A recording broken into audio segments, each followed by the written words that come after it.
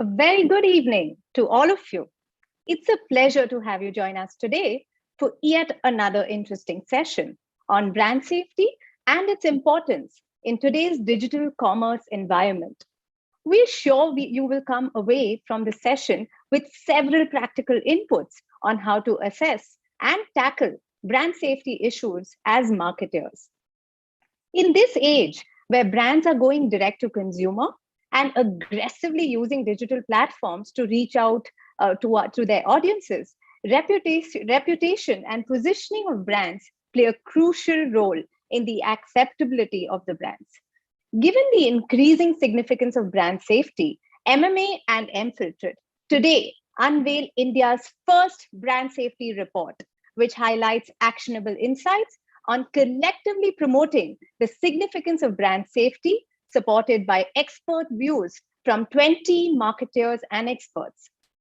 We also have today a very interesting lineup of speakers who will help us demystify the report findings as well as discuss how they tackle the brand safety charter at their end. So stay tuned as we hear their views and release a copy of this marquee report for you to access and chart out your brand safety strategy for 2022. But before we do that, let me tell you a little bit about MMA. MMA is a not-for-profit global trade body whose mission is to enable marketers to drive innovation, enduring business value, stronger consumer engagement in an increasingly dynamic and connected world. It is the only body that brings the ecosystem together and works collaboratively with the industry. So how do we do this? We enable ongoing education through reports, white papers, training programs. We do several impact studies on an ongoing basis. We set standards and guidelines, and we inspire through use cases and awards platforms like Smarties. We are an 800 plus strong member network globally and a growing chapter in India with footprints for over 10 years. Our programs are designed to drive learning, assessments, networking, research, and capability building. We're proud to share with you about our growing AMP community, which stands for Accelerating Modern Marketing Practices. These are councils which represent the ecosystem and drive education through thought leadership, white papers, research, and are represented through task forces, be it MarTech, e-commerce, voice, brand safety, amongst a few others. At MMA, we're very proud to have taken the lead in brand safety with several initiatives to our credit. To spell out a few, we run a think tank called SAVE globally, which is a marketer-led think tank on brand safety, which works at providing guidance for brands in all marketing environments. We also have a local India chapter, which mirrors the endeavor and works closely with the industry to enable tools, education, best practices, and seek out use cases that empower the industry.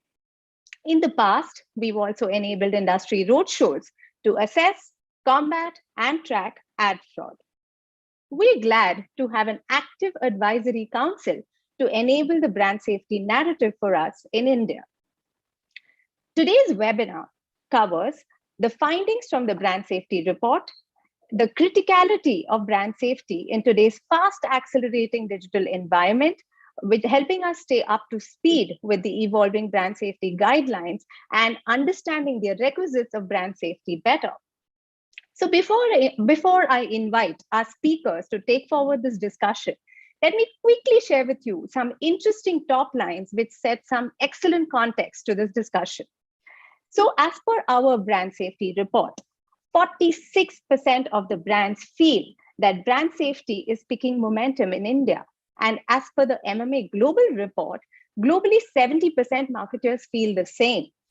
A rise in brand safety issues signals a potential nightmare for marketers, most definitely. 9% of brands do not have any guidelines for brand safety. And 64% of respondents who were spoken to were unsure about whose responsibility is brand safety. Now, that truly is unnerving. And therefore, we totally believe we should be having more such discussions as an industry body. So, before we break it open for a quick conversation, let me share with you some housekeeping rules. Please do make note that if you're free to ask as many questions as you'd like, but do share your name, designation, and your company name, and the speaker for whom you'd like to ask the question, so that we can contextualize it accordingly. And please ensure you restrict all your questions only to the topic being discussed today.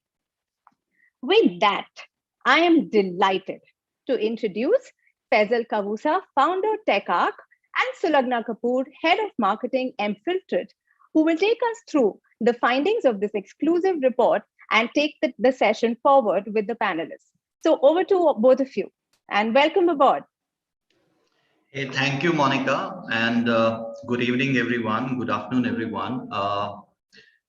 Delighted to be here, and I and Sulagna will be discussing the key highlights of the report. Hi, Sulagna. Hi, Faisal. Thank you, Monica, for bringing us on board, and it's a pleasure to be here. Yeah, so Sulagna, we can probably, just, have a quick chat on the findings of the report. I know this is a very interesting report, Faisal, and I think before we get into the actual panel discussion, let's just give them a little snippet about what they should be expecting from a report like this. So what should be the readers expecting out of a report that we just curated, Faisal?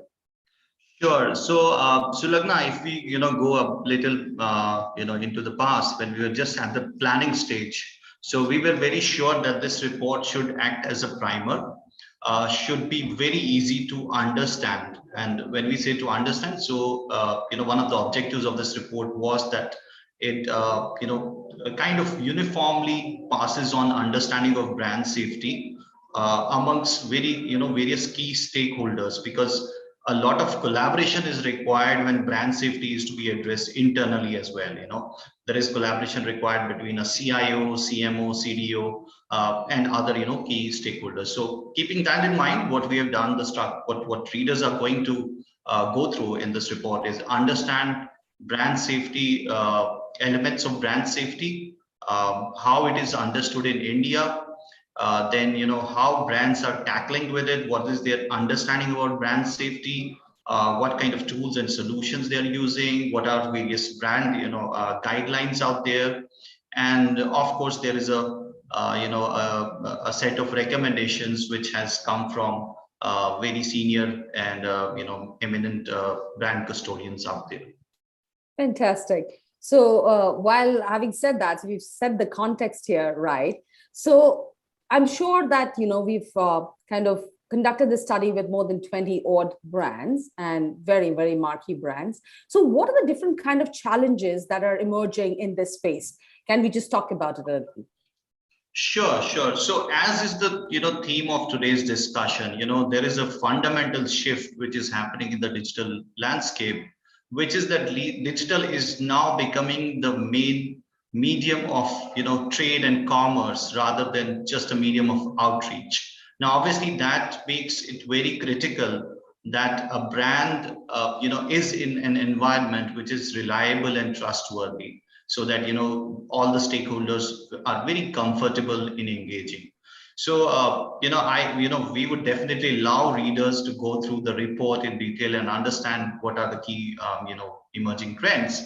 But a couple of them I would touch here. One, of course, I think everybody, there's what is happening right now is definitely a lot of brand infringement is taking place. In fact, if you have seen just saw the slide which Monica presented, there are, I think, 24% of the respondents are feeling that brand infringement is something which is hurting brand safety like anything.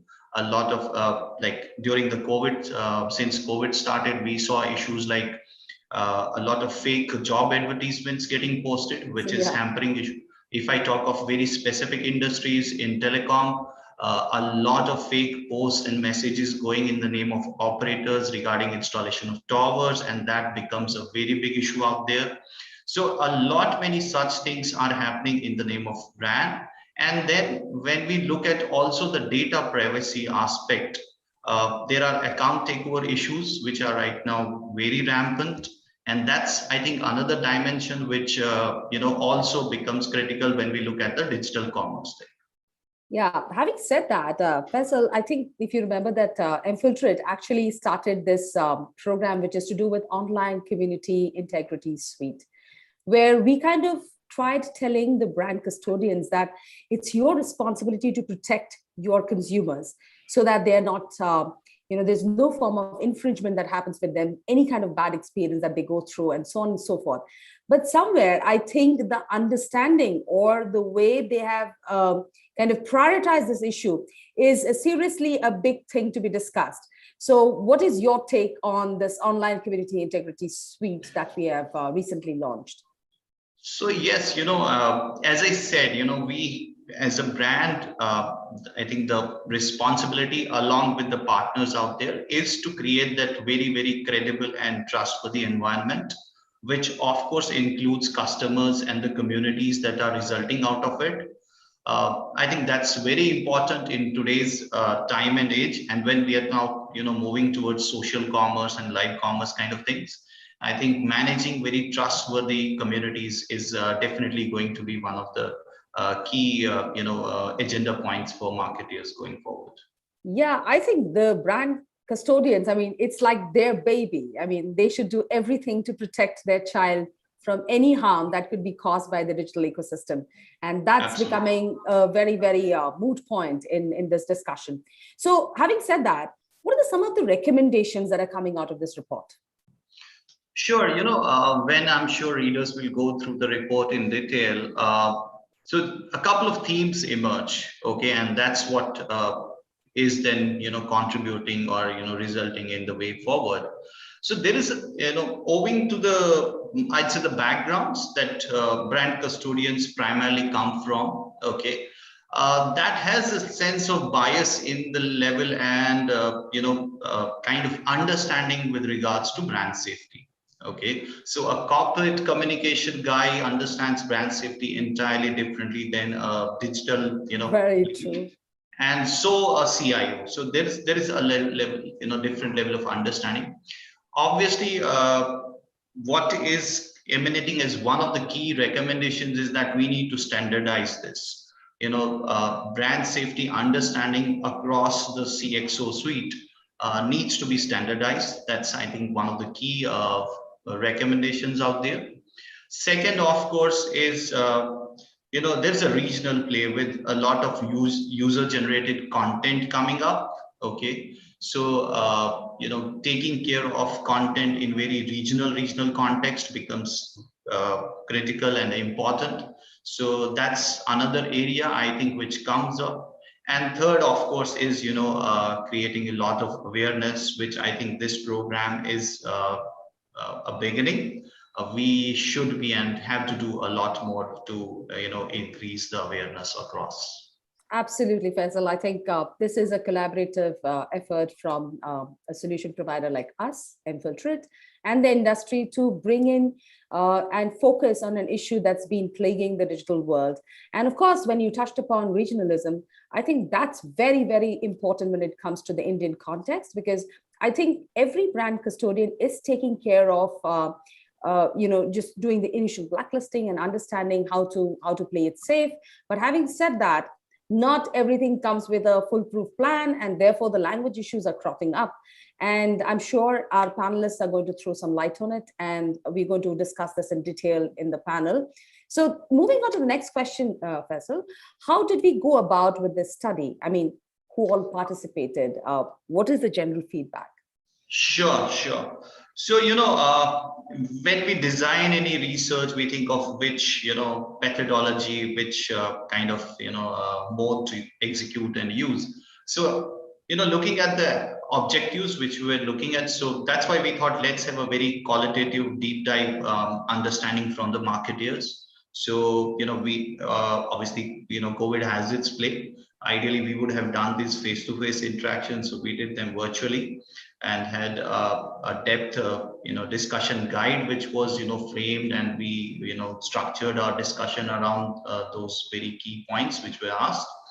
And we had more than 20 brands, as well as, agencies and other ecosystem partners which participated. Since the research is as per, ISUMAR Code of Ethics, so only the brands which were comfortable and allowed to name them, they are listed in the report. There are contributors from the Brand Safety Council, and then there are brands and others apart from the council. So that's, but on a whole, I think we have a very good representation. We have industries from I think all major industries and brands are present in this. Fantastic, Faisal. I think we are really curious to know in depth about what the report has got in store. And let's have the panel over where we get to hear their valuable views and understand how to take this collaboration. Sure, we would also request everyone to download the report. The link is being made available for everyone to download the report. And now let's move on to the next session, where we invite the eminent panelists to talk about the topic. May I request Dheeraj Gupta, co-founder and CTO of mFilterIt. Hey, hi Dheeraj, and welcome onto the panel. Requesting you to take on from here, and let's hear from you all what you have to talk about. Thank you so much, Faisal and Salagna. I think this report is a really important milestone in the advertising industry for us in India. I think brand safety needs its limelight. It is typically something which has been overshadowed by ad fraud and maybe viewability. But brand safety is extremely important, and viewability might not do justice to it. And hence, this report is the way for bringing its awareness out in the open for the Indian market.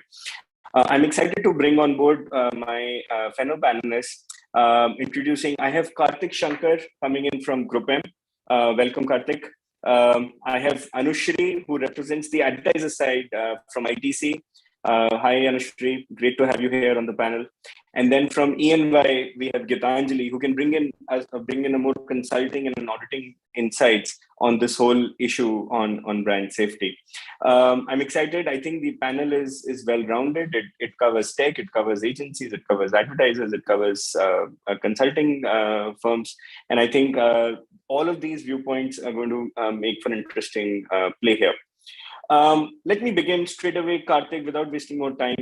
My first question to you. Is India really ready for brand safety? And do you see in your interactions with clients and advertisers, clients talking about brand safety, being conscious about their brand, not going into non-contextual, invalid inventory which they don't want to associate themselves with?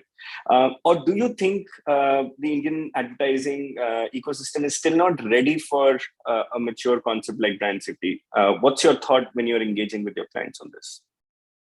No, Dheeraj, I think that's a very important point that you brought about. And when you have to really talk about readiness comes in with stakeholders coming together and bringing it to a tipping point, right? If you look at various sides of readiness, there is supply side readiness, there is demand side readiness, and there is platform side or the individual verification kind of readiness, right? So in that spectrum of things, we see that the way the marketing channels have evolved, you have your social, you have your search, you have your content, commerce, and everything that you can actually think about as channel, and it's extremely dynamic, right? So for a platform to come in and start measuring brand safety over and above on fraud as well as viewability becomes a lot more critical, and I think it is in its growth journey. From a demand standpoint, we observe that mostly the global players, right, let alone a few segment of local players or advertisers, actually take keen interest in investing in technologies that can actually verify it at all three levels. From a vendor standpoint, or when a third-party verification provider standpoint, such as yours, right, there are obviously catch-up going on at making sure that there is tech available at each level to validate it. So to answer to you, readiness, yes, we are maturing towards that, but we are still not there yet. Does that answer? And oh, of course, Karthik. And since you brought this point, you're saying that multinationals, companies which are global, who already have that understanding of brand safety from the other markets, are, pioneers or leaders in this when they're coming into India, and then Indian firms are catching up with it. I'm sure Anushri will have some viewpoint on this, being an Indian-based organization. But Karthik, just continuing that, when you see these multinationals coming in, do you see them bringing in the Western idealism of brand safety also, in terms of the, what is right in the Western world as a context might not be suitable for an Indian culture? Are these companies bringing in that differentiation and realizing that India is a very different market and has a very different cultural nuance or a regionalism nuance, which the Western driven or pushed through concepts might not apply here? That is true. See, two ways of looking at it. One is the concept of making media accountable and making it measurable is very, very important, right? So that's the outlook that definitely the brands bring in, which is very, very important in terms of moving the market towards maturity. Having said that, we all understand that how diverse India is, right? From from regionalistic to linguistic, and there are various nuances that kind of plays out in this scenario. So broadly, and if you look at it, even in the measurement side, where the vendors who participate in a third-party independent measurement, they also come in with their technology, which is actually skewed to a certain set of measurement, right? So given that, I think there is always scope for us to improve. There are efforts by both platforms, both from supply as well as verification and advertisers, to move into the direction to ask about the nuances on brand safety as well. Understood.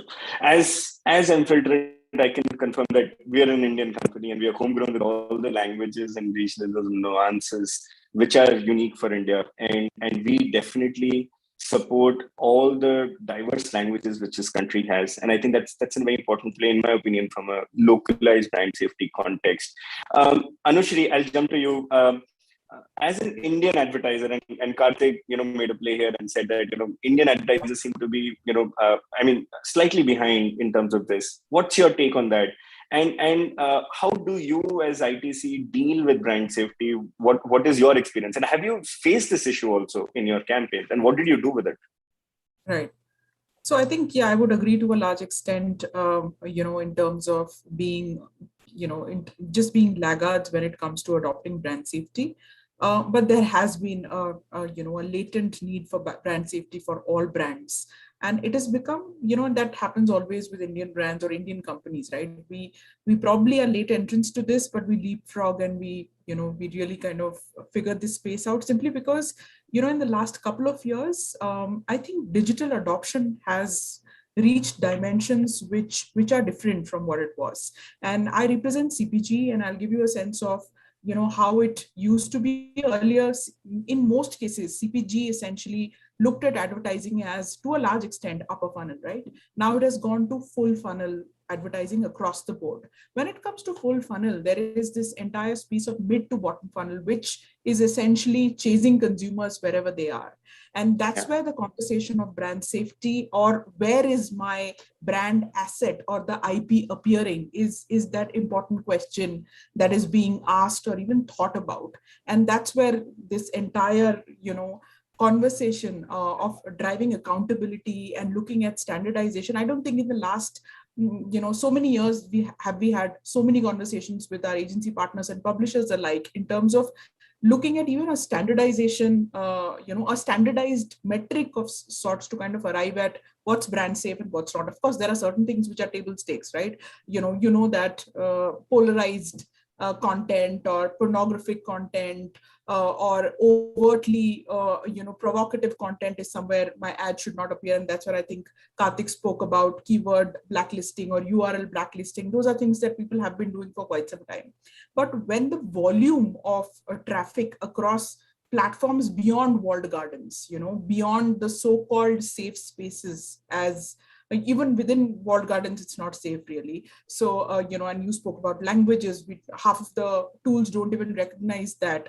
You spoke about, I think someone spoke about violence in gaming, in games, which is becoming a really large legitimate space where a lot of advertising is happening. So I think since it's opened up, it's almost like a can of worms that have emerged upon advertisers, and hence this importance of this conversation around standardization. And another key point, and I know I'm kind of rambling along a little bit, but indulge me here. Another key point here is it's not a one size fits all approach, so it is brand suitability as well. And I think it'll probably spill over to even traditional mediums of advertising, because it's about where my brand should be seen. Is the context right for what my brand stands for? Is it causing brand erosion?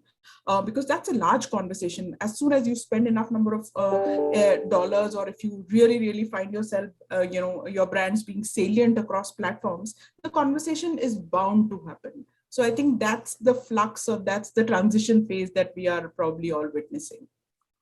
In fact, Anushri, the report actually indicates that exact point which you talked about, that typically advertisers in India have focused on keyword-based blacklisting. Keyword-based blacklisting doesn't really bring out the context and the polarization aspects clearly, and forget about the regional aspects, because most blacklists will be in English, which means that you're actually ignoring all the wide languages which are there in India from a brand safety or you would perspective. End up hyper blacklisting, which can impact, of course, which will impact your reach, and it doesn't serve the purpose as well, right? So you blacklist everything, then you have nothing to run, right? Then you're perfectly safe, but then everything by zero is zero. It's important to think about what the brand stands for. It's not one size fits all, and hence it needs to be a very modular approach. And of course, I'll leave it to the experts to speak about it. But that's where probably brands are, grappling with this entire situation. Understood. GEETANJALI, let me bring you in. What's your thought when you're doing audits, when you're doing analysis, when you're consulting with clients in your experience with advertisers on their digital budgets, on their digital spends? What kind of information do you get on brand safety from advertisers? Is it a concern?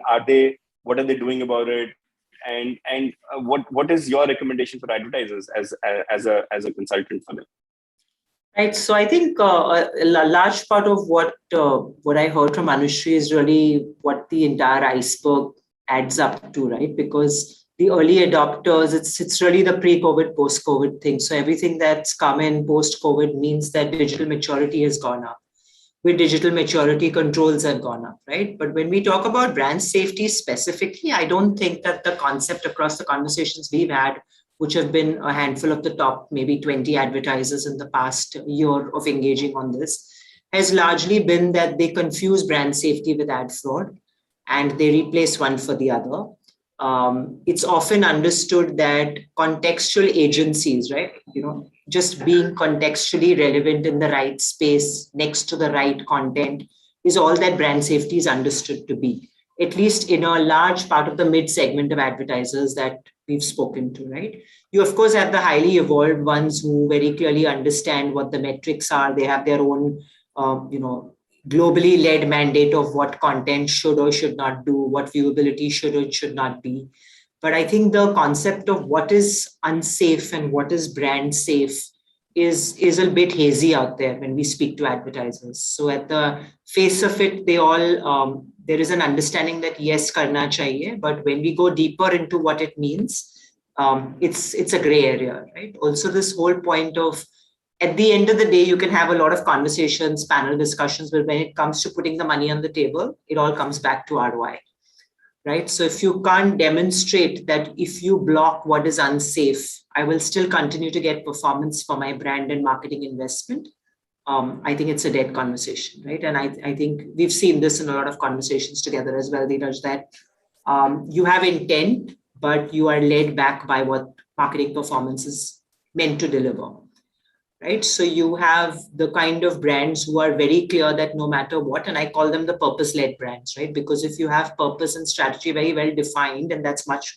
of what Anushri is also saying, that what is the purpose of your brand? And if that is well defined, and you will not compromise on the fact that your brand should not be seen in a particular context, then brand safety becomes at the top of the pyramid. But a large part of our brands are still getting there, and all advertisers are not yet.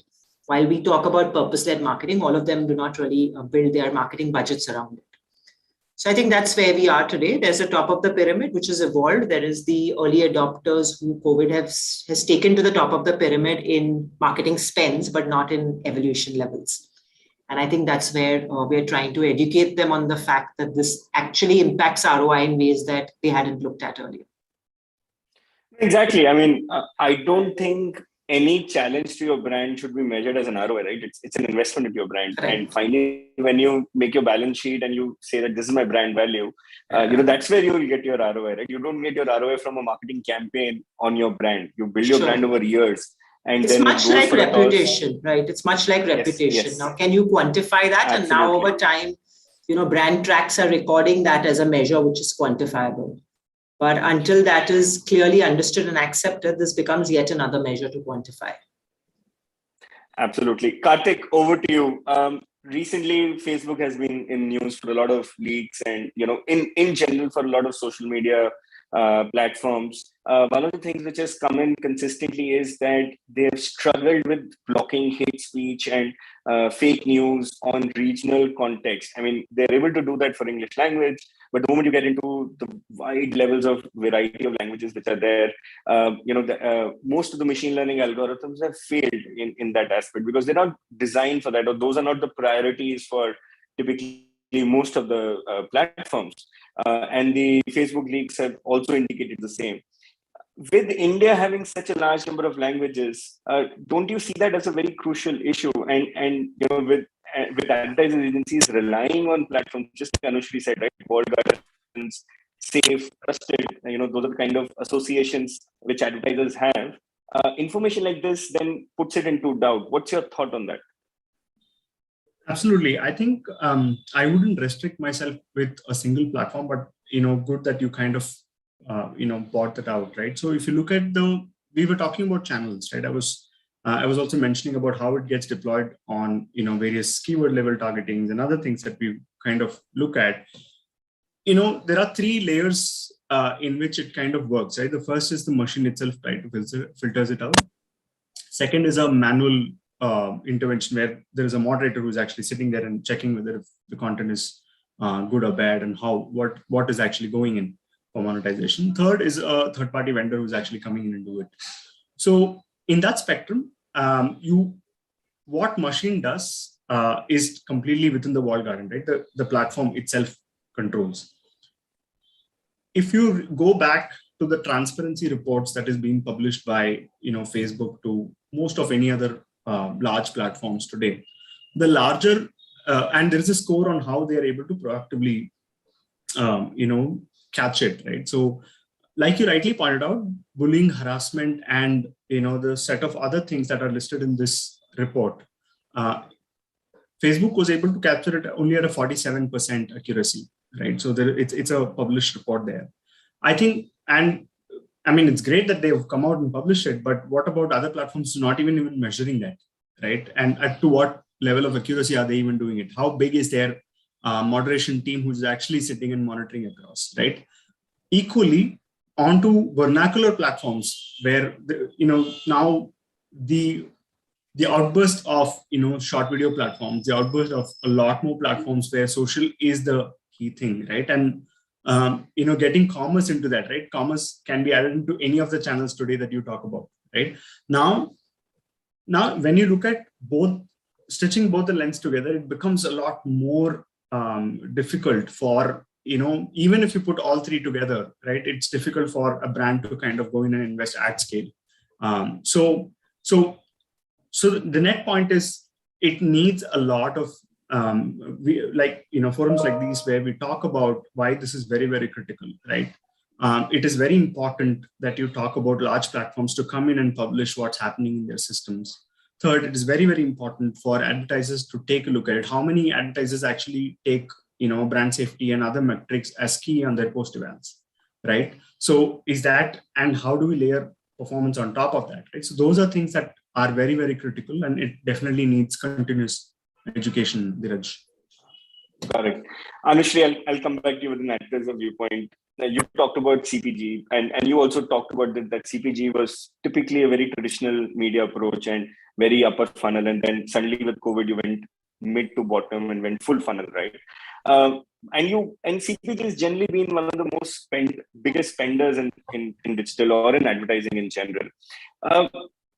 How do you see ITC or CPG in general playing on brand safety now with 2022? I mean, I'm talking about the forward-looking aspect. And what do you? I'm sure you face a lot of brand safety issues in the offline space as well. And we're of course talking about digital here, but I'm sure as a offline online brand, you face this in the offline space. What's your thoughts on all of these points? So I think you spoke about the largeness of the brands in CPG, and these are brands that have been built over years, and hence, the brand spaces and what it stands for becomes really sacrosanct. So I think, eroding brands just at the expense of certain click-through rates or certain performances is essentially what, especially the industry or brands are completely kind of closed to. Brand safety is probably a paramount conversation. It's really worrisome for a lot of brands, to be honest. And it's almost offensive for a brand to be, the way the consumer perhaps, and I think we were doing some immersions, and what came across is that the way the consumer perhaps perceives it as a brand like this is funding something like this, which is probably a really, really negative rub-off for a brand that you have built over years. So I think that conversation is extremely important. But that being said, just a couple of things here. One is digital as a platform is driven by user volition. So, and I think Karthik touched upon it, it's extremely complicated to kind of synthesize the different dynamicities that exist. One is it's a platform driven by user judgment, user discretion.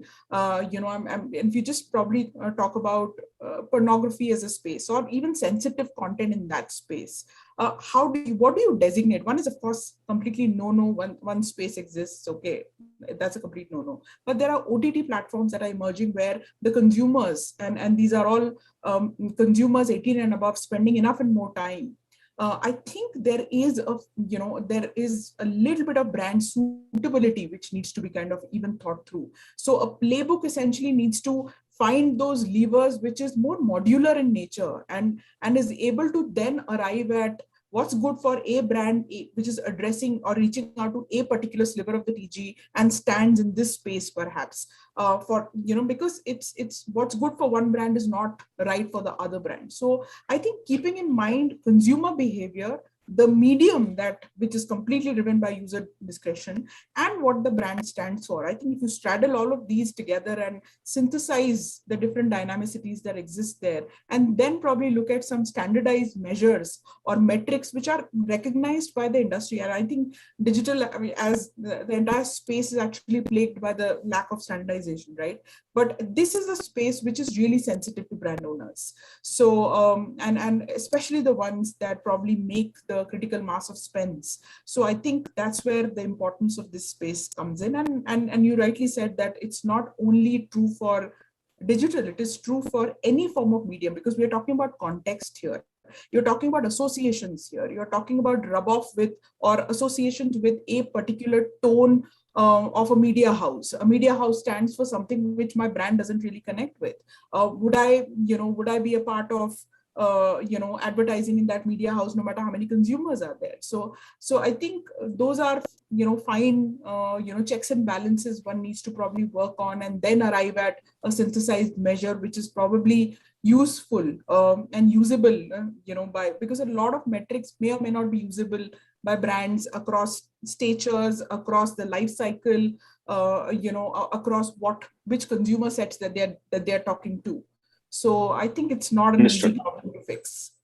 No, absolutely. In fact, I'll briefly talk about standardization. By the way, together with MMA, I think we at the council are trying to make a standard for India, and I think look forward to that. I think that's going to solve some of your pain points, Anushri. But there are some lot of interesting work. GAM standards have actually come out in the last 1 year. GAM is generally acceptable, responsible marketing, and GAM has actually categorized different flavors of brand safety, and tools. Of course, keyword blacklisting doesn't do justice, but tools like ours, for example, actually allow you to fine tune what is your threshold of brand safety, what is good for you, what is not good for you. For example, a brand which is very kid oriented will have a very different measurement of what is adult content, and anything might be adult content for them. But a brand like an Axio or a youth oriented one might be more comfortable with normally acceptable practices. GAM actually allows those flexibilities, and as an advertiser, you can actually make a slider to say, okay, this is where I want to be on my brand. That's what we've been reading about, yes. So the tech has actually ramped up to that, Anushri, and I think it's time for advertisers and agencies in India to actually consider using and moving away from a very bland blacklisting kind of an approach. Moving ahead, GEETANJALI, I had a question for you. Is that when you're evaluating commerce investments, you're evaluating clients in terms of budgets, what kind of budget spends are allocated to brand safety? Is it lip service still? Karthik talked about it in my first question. And when brands are spending money in this space, what for example, a brand like ITC, right? What would be your recommendation to Anushri in terms of the percentage share she should spend on for brand safety? So I think, in the last, again, 1 year that we've been taking both ad fraud and brand safety to the market, I think it's been purely push rather than pull. It's been a large effort to try and educate the fact that brand safety needs to be measured and controlled. When the question asked is what should it be? Typically, any control measure usually is a 1% of the spend that you put out, right? So at a 1% of spend is what you should put out for governance and controls. And that's essentially the numbers that should be looked at. For brands that are very, very highly sensitive, and that's a conversation that, in fact, I have with a lot of clients, saying it depends on the category, right? I think category-specific benchmarks must be set in terms of thresholds, right? And there are certain categories like we do in television, right? And in television, for example, categories of advertisers that are talking to children have a very different threshold of tolerance in terms of what they're allowed to say in their content and communication. And that over years became a part of what ASCII then took under guidelines of behavior, right? In the same way, I think there is a need for digital to also look at these guidelines. And I saw someone on the chat also put that out as a governance body, right? To say that can we actually define this by category and then put out percentages that brands must allocate as a minimum percentage of investment that must protect the category as a whole rather than just for the brand themselves, right? And that's really the effort that I would think would change the industry. When an industry body puts together categories and says that at least the ones that are talking to highly sensitive audiences like children, can we be careful, right? And can we set aside certain budgets that make sure that the category as a whole doesn't suffer if a particularly sensitive advertiser decides to spend on brand safety, not just in the way of protecting, but in an altruistic way of saying this is what a brand or the category must do to protect the sanctity of the category. So it's really a 1% that we put as a thumb rule, Dheeraj, from a governance point of view. But I would imagine in brand safety, you should be able to put higher numbers out there if the category is highly sensitive. That makes sense. I mean, obviously, at the stringingness as in terms of how strict you want your brand safety protection to be, depending on the audience you have to be. I think that's how it should be. Right. I think I'll just quickly summarize at this point, and I think the summary here is. I think the panel is consistently saying that advertisers need to become more active on brand safety. We've had this, that there are leaders who've typically been multinational companies who've experienced these kind of issues in other parts of the world, and then they're trying to fit that into India.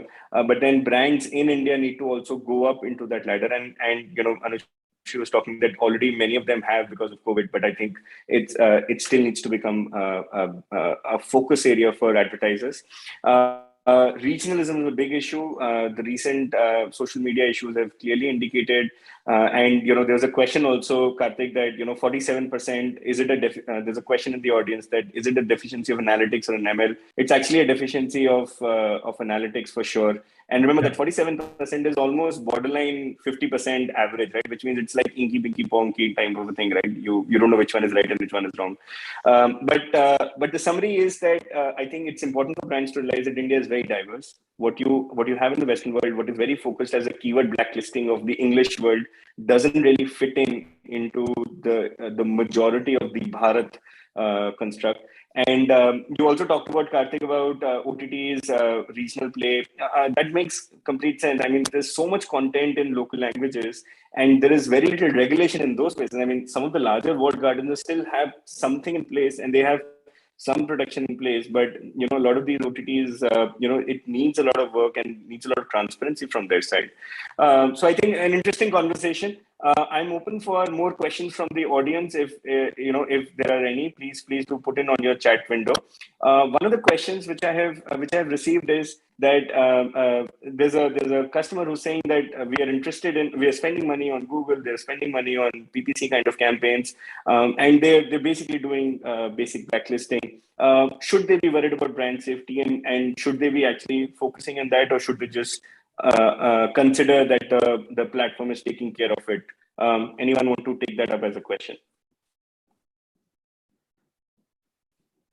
Karthik, maybe do you want to try that out? Sorry, can you repeat that? I kind of lost it in bit. The question from one of the audience is that they're running a normal PPC campaign on a Google kind of an inventory, and they use the normal blacklisting approach for managing their campaign to keep away from bad inventory. Is that sufficient for them, or should they actually do something more on brand safety? That's I think the question. What's your recommendation on this? No, absolutely. I think to start with, that is definitely not sufficient, because it again goes into different. Are you able to see end-to-end of measurement, right? Is it going into the, are you even looking at every domain in which, and the URL in which it is actually going to be safe? What are the exclusion list alone will not be able to kind of stop or restrict it, because there is a lot more. And for you to pick up a domain and start creating, pasting content and putting it online for approval, it becomes so easy that a blacklist alone will not be able to solve. So you need to really have an active monitoring system, which is very dynamic, robust, and there's more that you actually need to go do it from an operational aspect of it. Maybe there is a way that we can actually pass more information or guidelines to them if they can reach out or take it offline. In fact, my suggestion too is, think of it this way, right? When you say put in a keyword, suppose you say, I don't want my campaign to run on drugs, right? Now you're giving this information to the platform saying, please remove videos which have drugs related content. Now you're assuming that the platform has understood the content and the context and realized that drugs is there or not there, and then they will allow your content or not allow your ad on that content. But the concept here is on regionalism. If for example, someone is talking about drugs in a very local language, a regional language, the platform most likely will not be able to understand that there is a conversation of drugs happening. And even if you put a blacklist of drugs, the platform will not be able to remove the content. Definitely will not be able which to. Is yes. Right. So remember that when you're putting in a blacklist of a keyword, you are assuming that the platform is taking those keywords and linking it up to the context of the video or the content, and then doing that blacklisting. But most platforms don't support most of the languages in India, by the way. The biggest one being Google, and all due respect, they support about 7 or 8 languages only from a targeting perspective. And India has almost 30 plus languages across states. So just remember that when you're running your campaign on this. And Google Translate will not help. So that's another question, by the way, on will Google Translate help? No, it will not, because the context of, I'll give you a very simple example out of, I don't know if we have time on this or not, but there is a word called Shiva. Okay. Shiva is Lord Shiva. But Shiva is actually a way by which people call drugs in vernacular, right? So you say, give me a Shiva, you're actually talking about drugs. But a simple Google translation will not help you in that, right? So that was one of the chat questions. Okay, another question, and is I have a 100% viewability score. And when I have a 100% viewability score, that means all my ads are being seen. Then why do I need ad fraud and brand safety? I think this question is, made for this panelist, all the panelists. So GEETANJALI, do you want to take this up? I think it's a classic question. I think that's a classic answer, right? That what defines viewability is a function of many things, right? And I think that you need to be clear what you're trying to attain and who you're trying to reach, and in what context is that ad being viewed.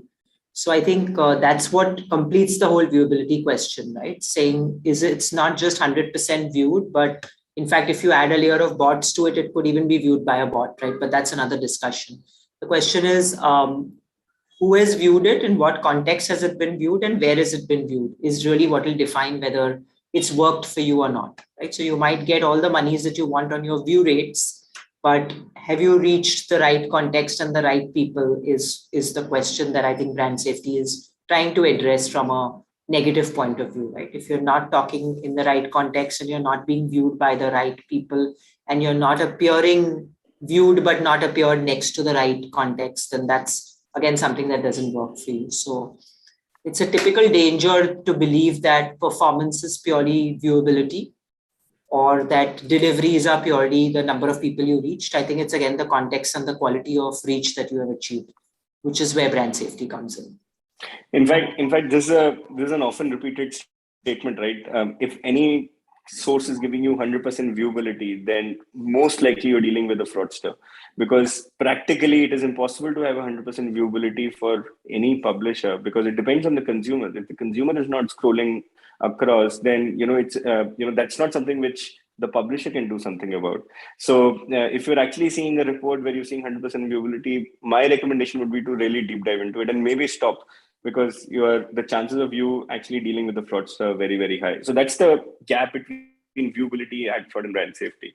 So I think another interesting thing, just to sort of step in here, because you have an agency and an advertiser here, I think it's also the question of onus, right? Because a lot of advertisers, like the people we're seeing on the panelists, assume that the platform will take care of it, right? And that itself is an education piece, right? To say that the platform cannot take care of it.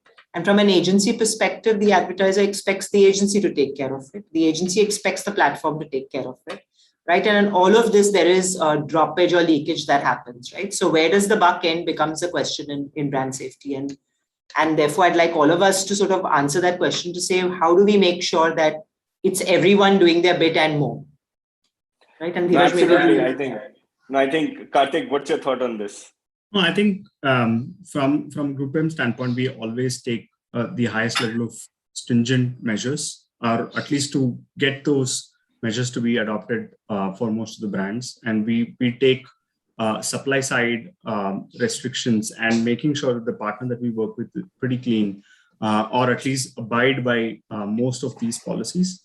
Having said that, the way we look at it is, absolutely no ad fraud or human traffic, viewability, and then brand safety, right? Brand safety actually sits at the pinnacle. And also it is very contextual, right? A brand might actually choose to be, having a very low risk appetite versus a certain brand which is of high. But making sure that, those conversations are had with the respective advertisers, making sure that they are aware of the risks that they are going to be involved and exposed to, and suggesting them the right kind of tools, including, the verification vendors such as yours, in order to make sure that there is a higher level of adoption. So that's one of the key things that we kind of put out. And, we follow those risk frameworks across most of the advertisers that we work with. Absolutely. I think if as a moderator, I can make a stand, I can say that, brand is owned by the advertiser, and advertiser needs to protect it. It is your money, it is your investment, it is your capital. And if you're assuming that someone else is taking care of it, and that's just an assumption on which someone is working, they're actually not doing your job. I think that's the statement I would want to put on for the advertiser. The buck stops with the advertiser. You can, of course, delegate it. You can say, okay, someone else is looking at it, but you need to monitor it. You need to be responsible for it. You need to say that I am aware and cautious about it, and the buck stops with me. If the buck stops with someone else, then most likely you're not taking care of your brand enough. I think that's my viewpoint. Anushri, you're smiling. What's your opinion?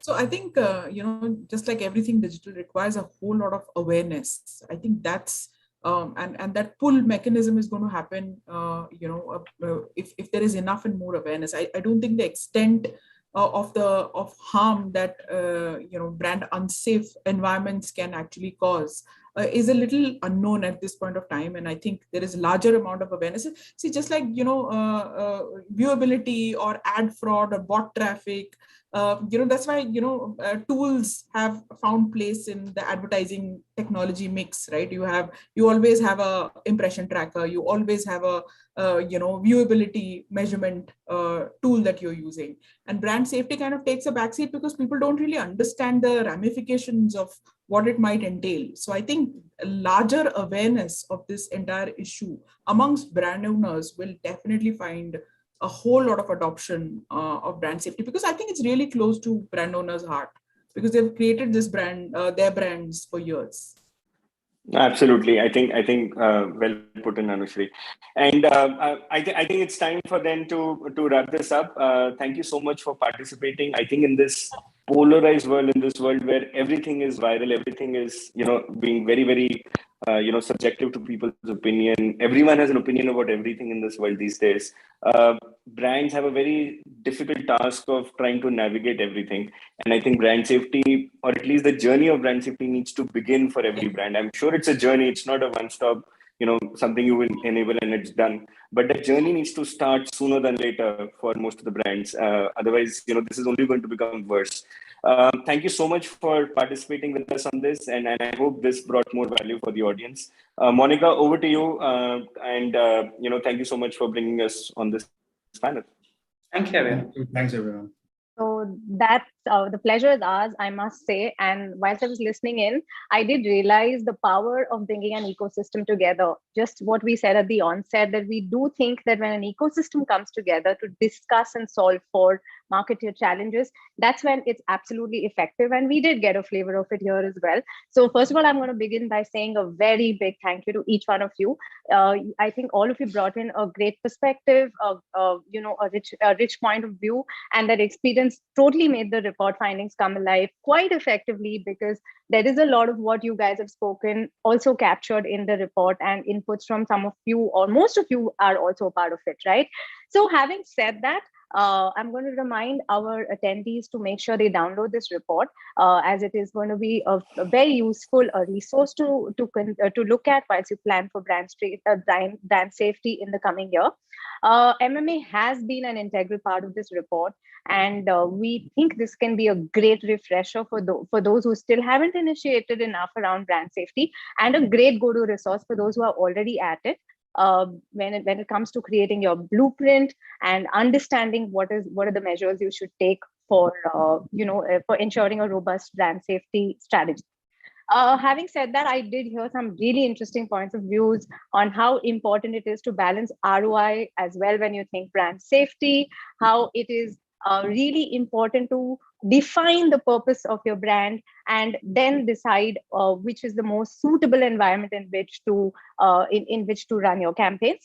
So of course, we did also hear something very important, that tech is evolving and geared to manage the dynamic needs of brand safety. But at the other end, education, standardization, and regionalization has to happen to be able to actually intersperse effectively.